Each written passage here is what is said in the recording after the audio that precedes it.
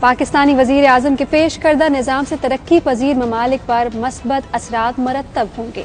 روس نے بھی عمران خان کی جانب سے غریب ممالک کے قرضے معاف کرنے کی اپیل کی حمایت کر دی ہے۔ شاہد گھمن کی رپورٹ دیکھیے۔